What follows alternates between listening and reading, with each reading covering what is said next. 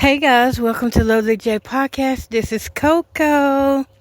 Let me tell y'all what I had done. I had a tooth pulled yesterday, which leaves me with only 3 at the bottom now.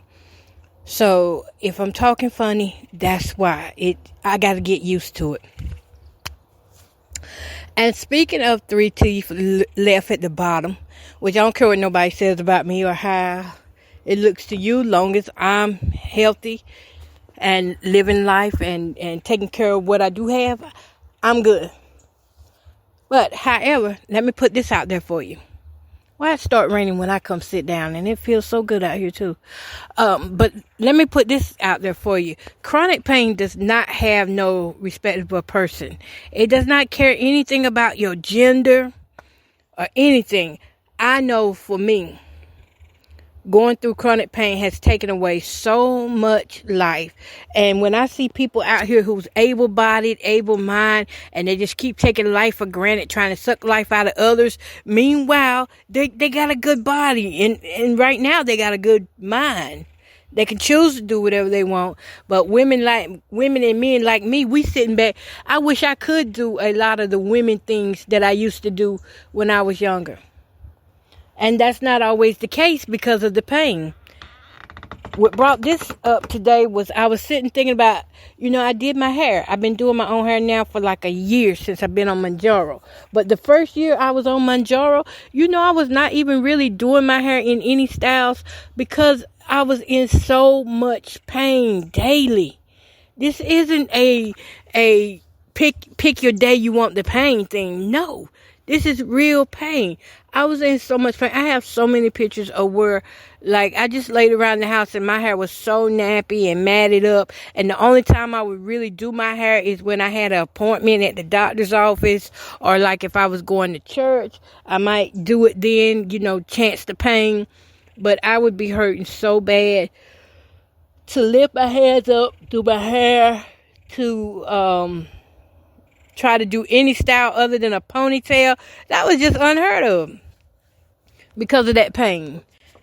So when I decided to cut my hair for my 50th birthday coming up, this is my road to 50.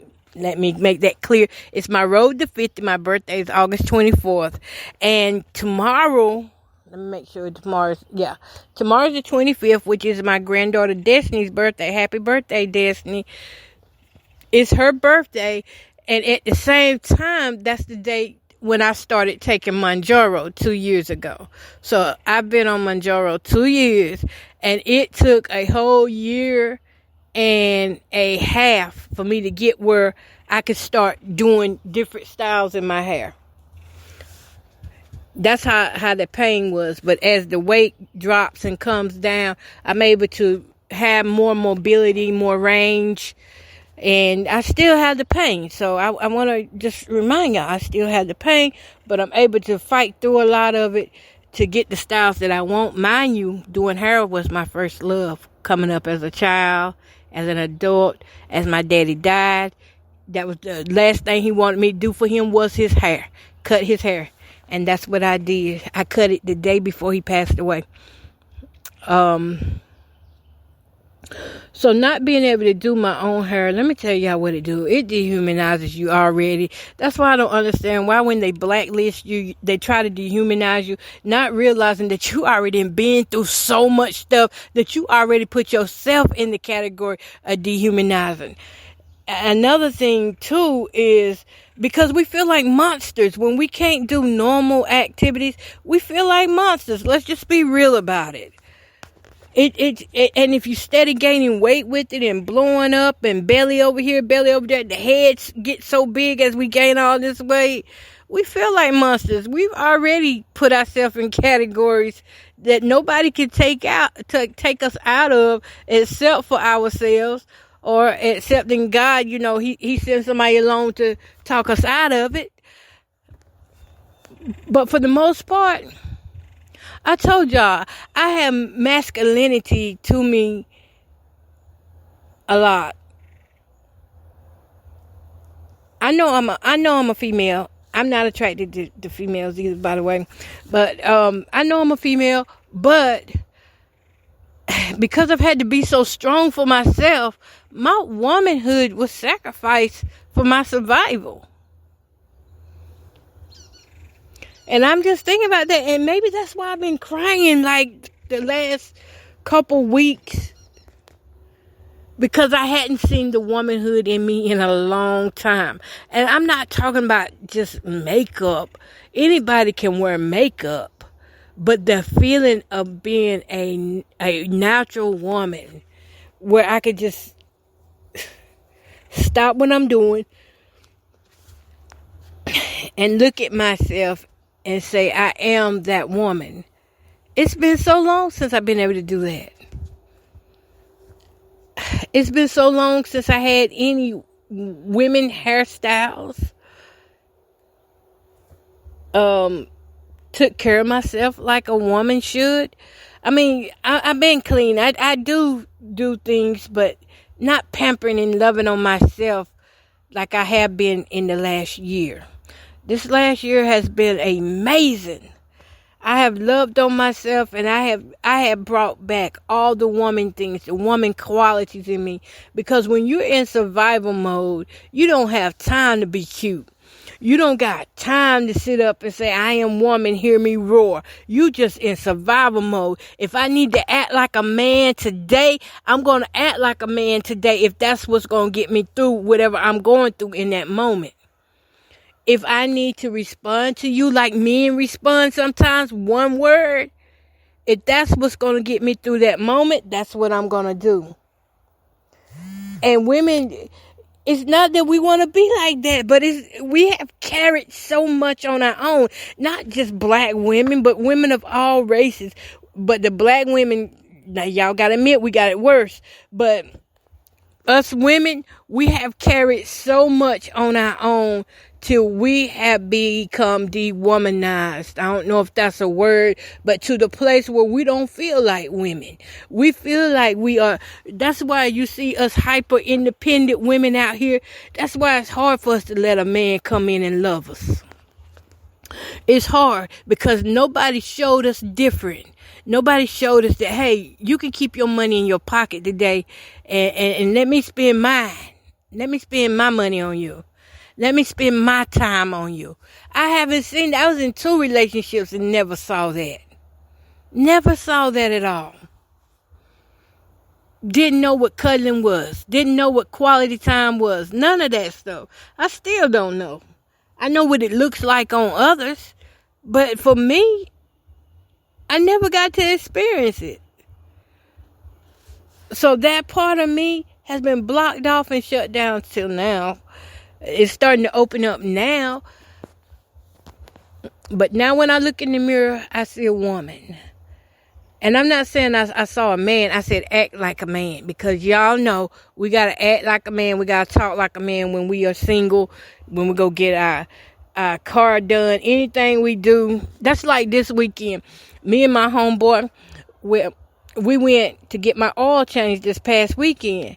And I noticed that when he was with me, people treated me different than when I'm by myself. When I'm by myself, I have a lot of indirect hate that's pointed out toward me because of the blacklist thing. But when he's with me, you know, it's different. It's a little different. I don't know what the difference is because sometimes he do those things too, and I see it. I know. But, you know, I already know what it is. I understand it. So it does not. It's just like being around my kids. I have to still love them. No matter what I see. Because I know better. And I know the truth. And I know how fear can make people respond and react. I know how it feels to be excluded from things and isolated from things. And, you know, that can scare people up. People don't want to be isolated. But anyways, getting back to what I'm saying is that I've had to do everything by myself. This is the first time I took somebody with me to get my oil changed. Every other time, I've been the woman, the independent woman that had to act and think like a man, but still try to carry myself like a lady And you know how hard that is? It still take a lot from you when you're trying to do it, because at some point when you're talking to the people and you're registering the vehicle and you're telling them everything you need, you got to act like you know something even if you know nothing, or else you're going to get taken advantage of. So when I can sit back and say, whew, oh my God, I'm a woman today, that's a beautiful thing. You know, I went to that Peach Festival, and I ain't gonna lie, I had a darn good time up there. Usually, it's me asking my grandchildren to do this and do that, and I'm having to be on guard. Like I'm like super grandma when we go places, because I got to keep my eyes on all of them. But I went with my friend. Well, he's actually my boyfriend. I went with him. Well, we call each other boyfriend, girlfriend. So, it is what it is. Crazy, ain't it? But anyway, we went together to the Speech Festival. And do you know, for the first time in probably history, I was able to let my guard down and not dig in my pocketbook and be like, hey, can you go buy me this with my money?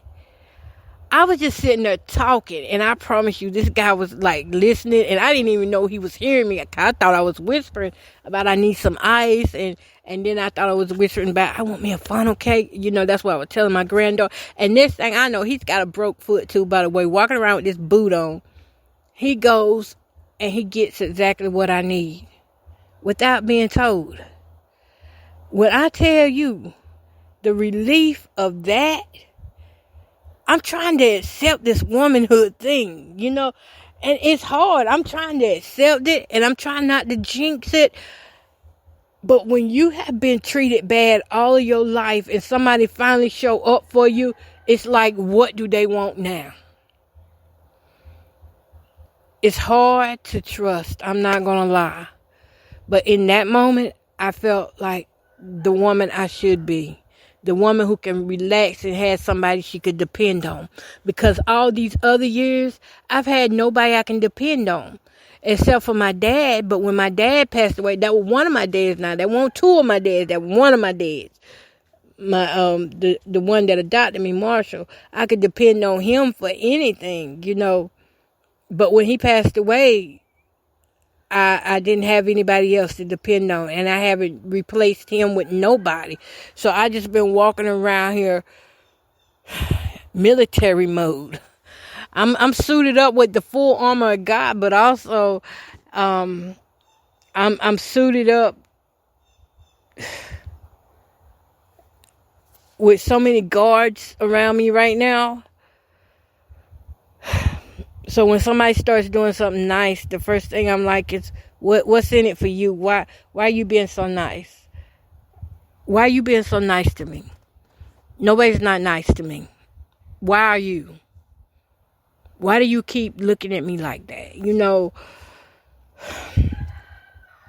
but I'm beginning to feel like a woman again. This man touched me on my leg. And usually, and he gave me a hug. And usually I don't feel anything for anybody. I promise you I don't. But when he did this, I just looked at him. And I looked at him like he was crazy. Like, what are you doing? And I kind of moved his hand a little bit. And he put it back. And he kind of like pinched my thighs. Because he like big thighs. So he kind of like did a little pinch thingy in a good way. Not the hard pinches. But, you know, like a cradling kind of thing. And he gave me a hug in that moment when I was feeling less than a woman and more like a friend. You know, in the friend zone, he hugged me. And I darn near melted. I said, darn it, I'm feeling something here. I'm feeling something that I haven't felt in a long time.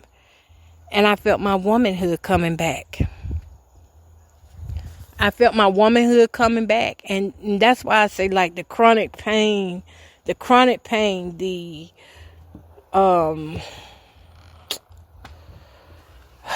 chronic pain. I'm trying to get my words together while I'm walking. It's the chronic pain,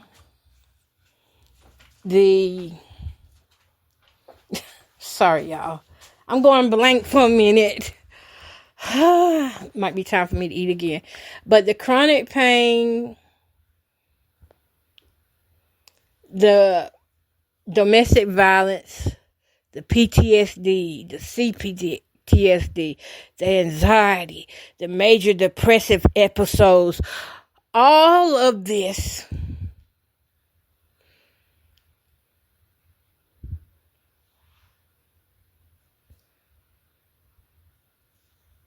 was my life. And every time something came up, the crisis, I had to be the man that I needed. I had to be the man that I needed. At night when I went to sleep, I had to be the one to hold me, to protect me. I mean, I know God's in there, but I'm just saying from a natural point of view, to see it, single women who have already been abused all our life, we have been the men in our lives. That's why we could go so long without dating. That's why we trained ourselves to run away when it gets hard, or run away when it starts getting good, because it's just too good to be true. Because why do we deserve people to come into our lives that's going to love on us, that's going to love us out loud in public?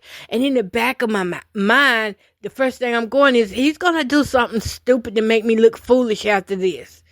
And that's what the mind is playing over and over. If I give in to what he's doing now and I let my guard down, I'm going to look foolish, because he's going to do just like all the other men. He's going to run away. He's going to say, yeah, I'll marry you, but there never come a marriage. It's just going to be something to buy time till he finds the next woman to let him in. And, or in that case, could be, well, never mind, I ain't going to say. But, but what I'm getting at is, it's that those thoughts in the back of the mind, because the brain knows, the subconscious mind knows how much you really been through. And you know what the brain's job mainly is? To protect you. And so when the brain and the body starts remembering things that people have done to you, it don't matter if an angel came in front of you. If you've been through enough trauma and hurt, you won't even recognize the angel. If you have not forgiven, if you have not put on that full armor of God and put in front of you the focus of God, and let somebody talk to you, let somebody love on you, you're going to miss your blessing. And I'm trying not to miss my blessing. That's why I'm talking about it now, because it do hurt to know that it takes a shot like Manjaro to let me know that I'm still a woman. That part. It does. It takes these little things, these daily medications, to let me know that I'm still a woman. But anyways, I was just sitting thinking that chronic pain and obesity, they steal that away. Well, they stole it away from me, my womanhood part, where I felt like a woman. I felt like being lovely. You know, I told y'all when 2020 came, I stopped wearing makeup and things. I wear a little bit now. I still don't wear as much as I used to wear. Back in the day, you could not get me to come out the house. Before 2020, no, correction.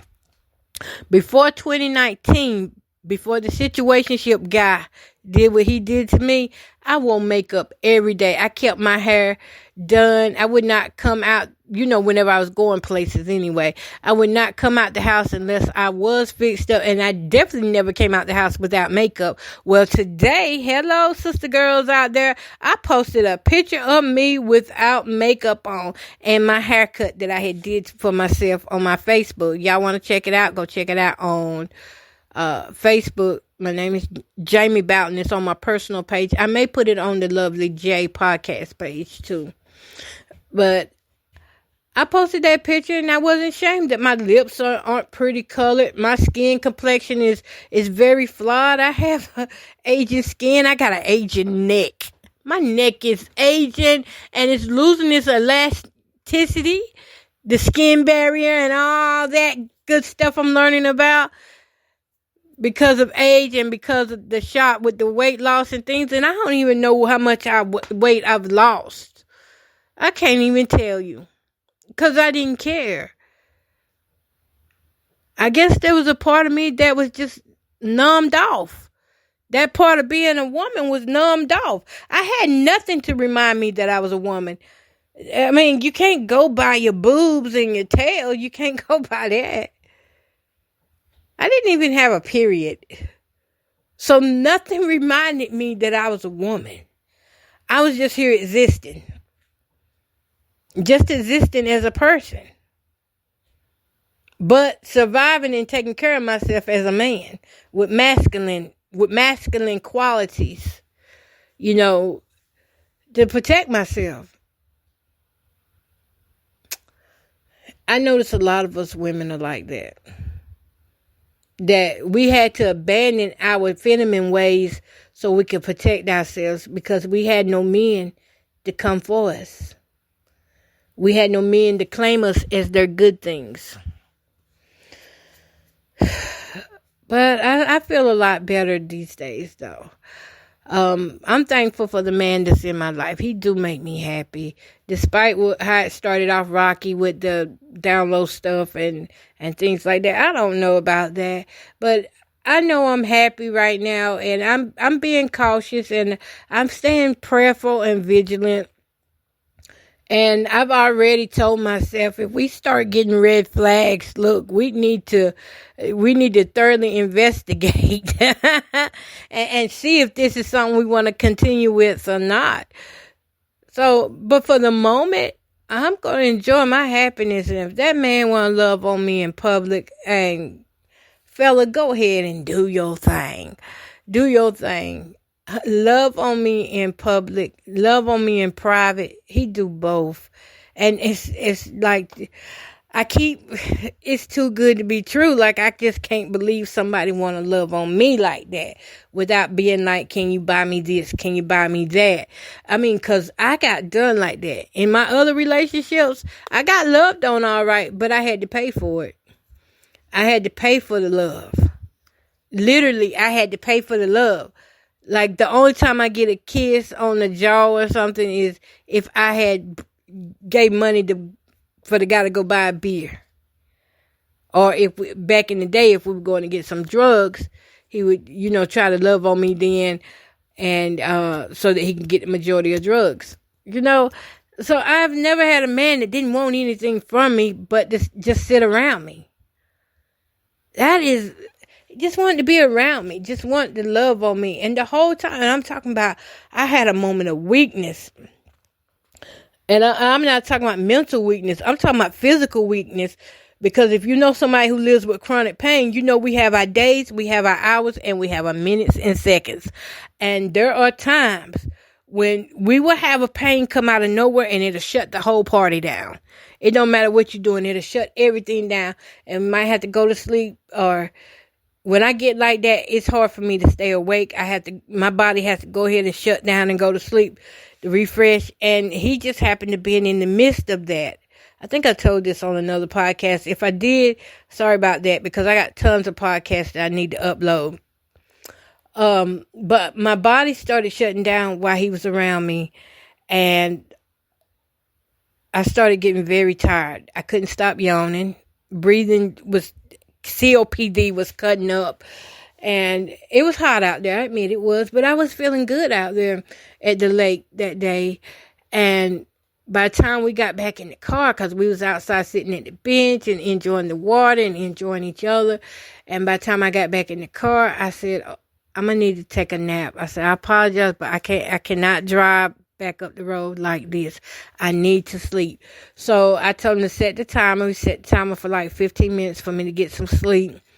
And the coolest thing, I went to sleep in his arms and he went to sleep too.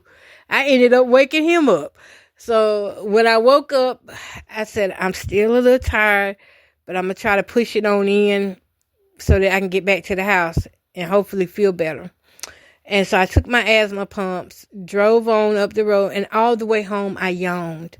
Y'all, you do know that's part of labored breathing and things. So it was my breathing cutting up. I made it back home, and I thought I was better because for a brief moment, I had this surge of energy where I felt like I could do something, and I got nothing. I looked at him again. I said, I don't want to go to sleep on you, but, and I know we just got back here, but I need to go to sleep. You know what he said? He said, and I knew it was things I need to do here in the house too, but he looked at me and he said, girl, lay your chair back and go to sleep. You don't got to worry about nothing. Lay your chair back and go to sleep and put your feet up here. And so I put my feet in his lap, and he was massaging my feet, and I went on to sleep. And that felt so good, and I still get teary-eyed thinking about it. I've cried for the last 2 weeks because somebody being so nice to me is like, what's your agenda? What's up your sleeves? That's how I feel like. But it was so nice of him not to judge my chronic pain, chronic illnesses, or not to call me lazy because I couldn't stay away, or try to be like, well, you should have went to bed on time. Just really making me feel bad because I couldn't stay awake. Because I've been around people who have made me feel bad because I couldn't stay awake around them, but they don't understand the pain I be in, and sometimes the breathing complications that do come with COPD. I don't care how good I look in a bathing suit, I still got chronic illnesses. I still live with that. I also pray over myself. I speak life into myself. But when my body needs to refunction or reset, however it does itself, I don't care where I'm at. If I need to get that sleep in, I got to go sleep right then and there. I'm going to fall out on you. And some people judge me for that. If I say I'm going to cook, if I say I'm going to cook some lasagna, okay? Ooh, that do sound good. I may cook some this weekend. But if I say I'm going to cook some lasagna, but my body get too tired, I can't do it. If I go to the grocery store and pick out the ingredients for the lasagna, that's why I like these delivery services for people like me who have chronic pains and chronic illnesses. If we go to the grocery store, by the time we pick out the groceries of what we need to make, what we're going to make, we can't come straight back home and make it. It's hard to do that. I come straight back home, I go to sleep, and I won't get back up to the next day because just being out shopping has already exhausted me. It's exhausted me. I come home, I have to go sleep. Sometimes the grocery do not get, I have to plan around what I buy by how I feel. Do I feel like putting ice cream up today when I get back? Do I feel like putting these freeze pops up? Do I feel like putting the refrigerated items and meat up when I get back? I have brought groceries and the meat spoiled or the ice cream melted because I did not have the strength or the energy to put it up. I did that about 3 weeks ago. I had brought some food. All that food I had brought from the Food King, and I got back here and I didn't have the energy to put it up. Not that day or the next day. By the time I got the energy to walk in the kitchen to put it up, the meats were spoiled. So that's just the way things are for me right now. And you don't think that mess with a woman's woman nature? Because we're supposed to be able to do this. We're supposed to get up, go into the kitchen, put stuff up, clean up that kitchen, and cook. If we can't do nothing else, we can stick by the kitchen and do things. But like I said, chronic pain and chronic illnesses. Got about 3 different chronic illnesses, so it just takes from me. But those who love me, I love you too. Those who don't love me, I love you more because you need it more than anybody.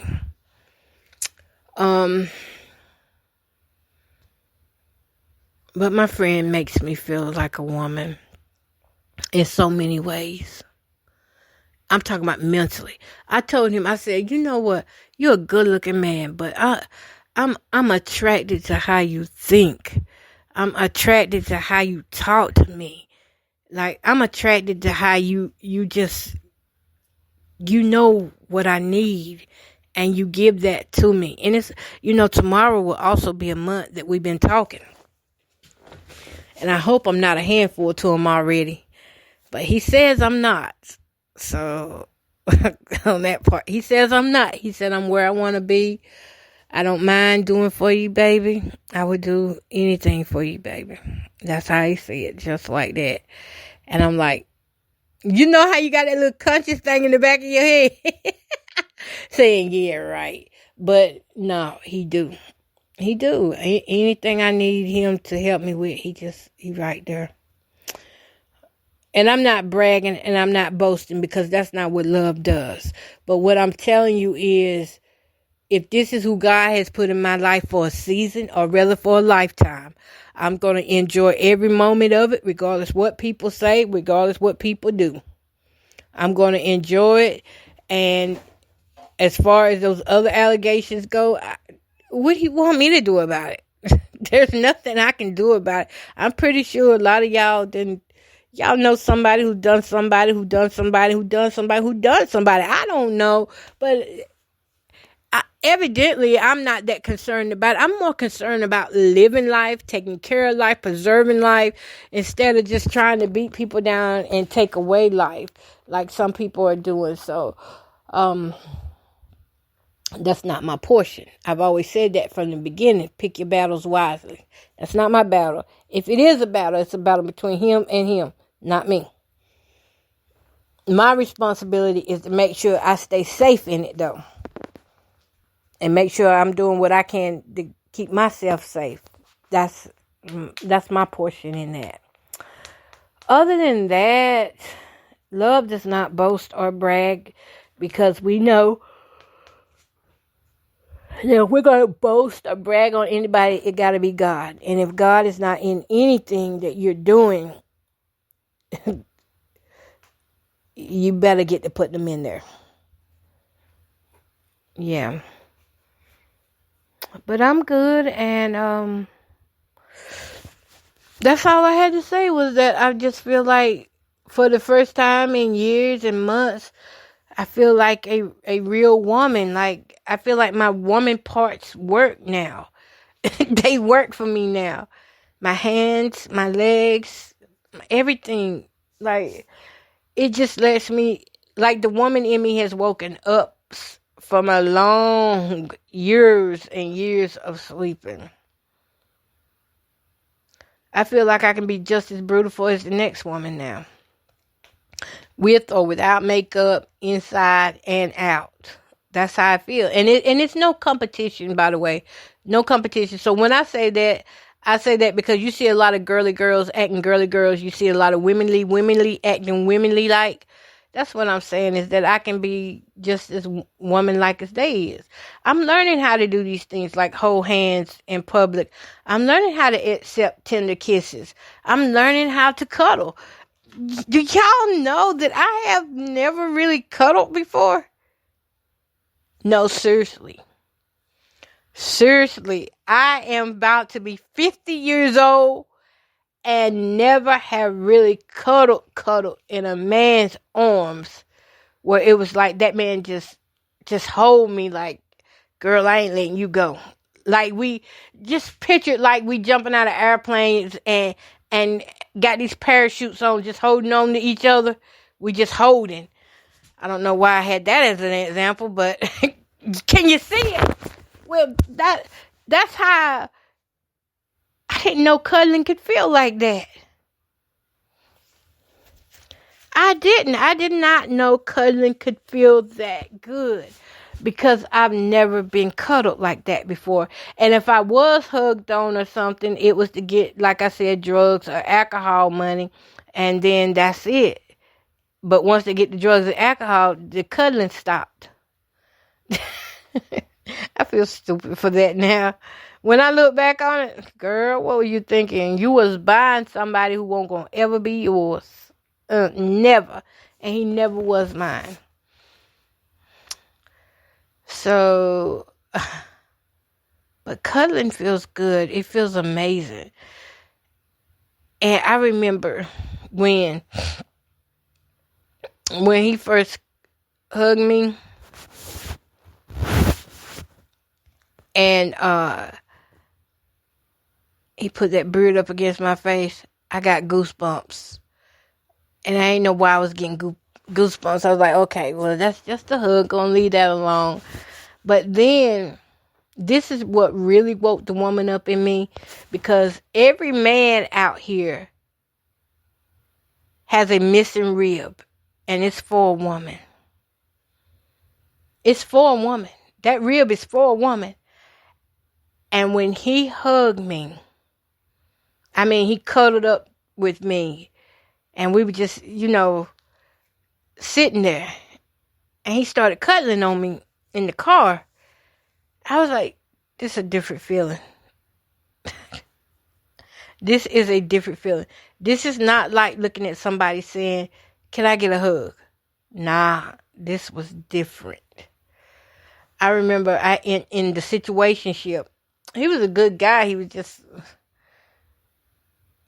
act like you got to tell him everything to do. And so I would tell him, I would say, I want a hug. Can you give me a hug?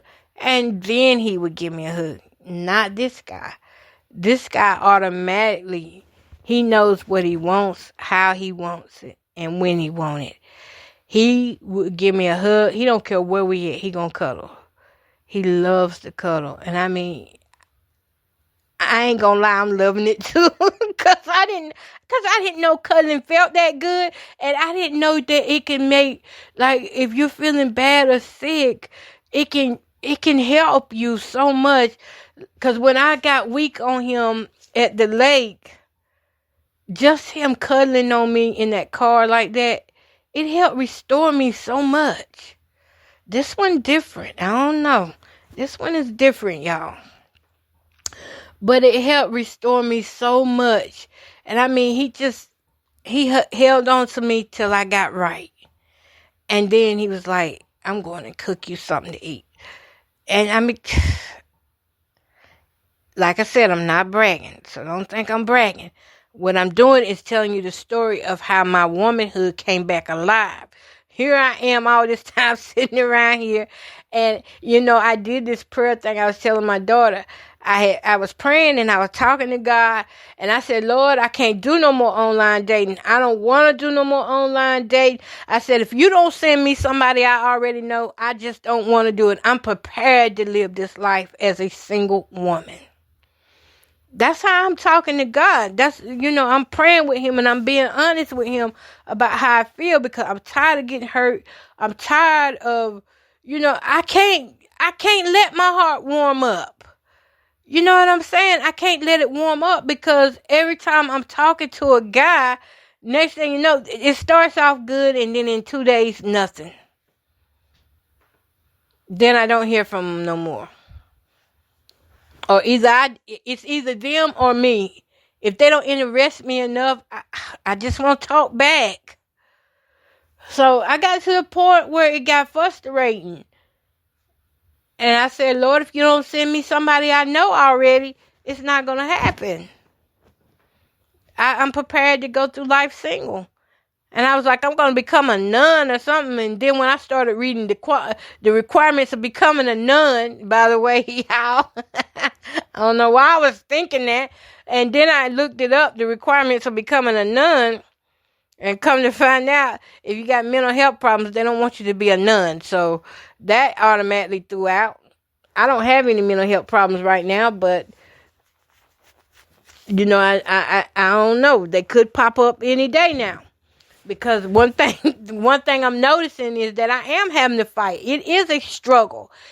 It is a battle of good versus evil. And here's why. Let me tell you. Because the more good that man do for me, the more negative thoughts keep popping in my head about him. And the more negative thoughts keep popping in my head. Is he real? What's his intention? What he want now? Is he going to steal from you? Is he going to take from you? So many things. I'm being triggered by a healthy relationship. That's what it is. I'm being triggered by it. My womanhood is coming back, but at the same time, so are my triggers. So that's what I'm getting at. My triggers are popping up too. So just when I think I'm healed and think I'm ready to go forward with a healthy relationship, the triggers are popping up in areas that I need to work on. I need to work on some areas.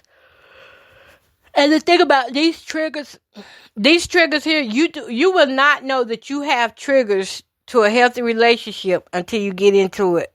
I had no idea these existed. I thought, well, I'm healed now. I'm able to, if I see things wrong, I'm just going to walk away from it. I've already got a whole full player's book out. Not player's book, but a book of how to play myself and get myself out of troubles, relationship troubles, or situationship. People who may try to put me in a situationship. I've already learned how to get out of that, and I've got a playbook that I go by. But that book can't help you for this. And it's not really a playbook, because my playbook is this is the simple thing to my playbook. My solution to everything is, if you don't want to play the game, get out of it. So that's what's in the playbook for me. If I don't like how I'm getting done, I just get out of it. But that's not how things always work. And I think I was a little naive to think that, because you can actually have feelings for somebody and you can catch those feelings quickly too. And it's not that easy to say, hey, I'm just going to walk away from you. Even though, it's been a short time since you've known each other. It's not that easy. See, my thing with me and him is we have history, because we actually been talking for 1 year on the 25th. Y'all, everything, all the anniversaries are on the 25th. July 25th was the first time he inboxed me and he started talking to me last year. So we've been talking for 1 year. But we've been in a relationship for 1 month. Come the 25th. What's up with the 25th? Did y'all just hear all those things I was calling out happen on 25th? Anyway, we've been talking to each other for a whole year. And the whole time we're writing back and forth, he's who I need in that moment. So I'm soaking in everything he's saying to me. And without realizing it too. So I feel like we do have that year in there. And then we finally start meeting a month ago. June 25th was the first time. Another 25 was the first time we met. And we met in about 10 or 15 years. Because we've been knowing each other. But as far as meeting and seeing each other in a long time, that hadn't happened in a long time. But that was our first time getting up. And it was just like we never was apart. It was like this whole time we've been talking. Now we just get to see each other and talk. And our conversation everything is natural and organic with him. And that's scary too, because I've never had that type of connection either. Yeah, so good things are triggering.